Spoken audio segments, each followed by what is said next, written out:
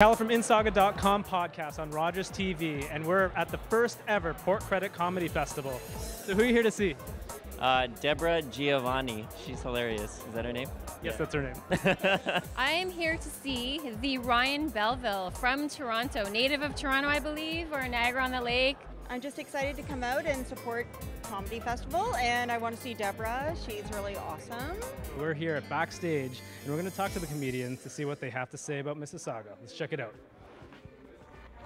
So Steve, tell me how it feels to be part of the very first Port Credit Comedy Festival in Mississauga. It's always good to be part of the first group in because just by process of elimination, this is going to be the best one ever, right? So far.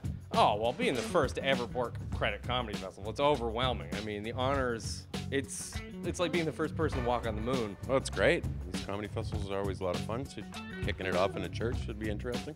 Well, you're going to keep the jokes kind of low-key because it's at a church, or?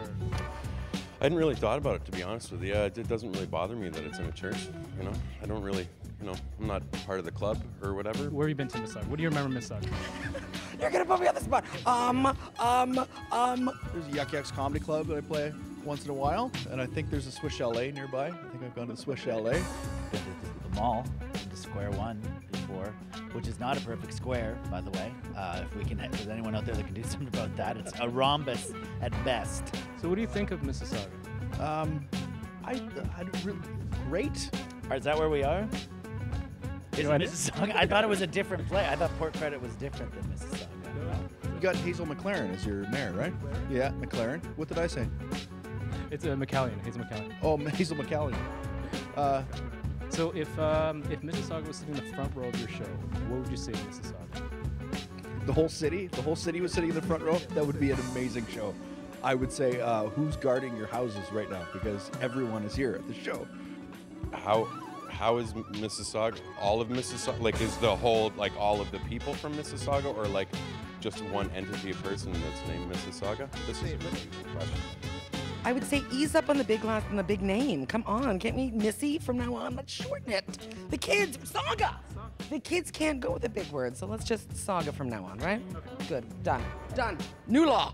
If Mississauga was sitting in the front of the row, what would I say to it? Well, it depends how good of a crowd member it was being, I guess. If Mississauga was, cozying up with Oakville, I would say, I hope you go home with Oakville tonight because I hear they got the cash. You guys are your own people.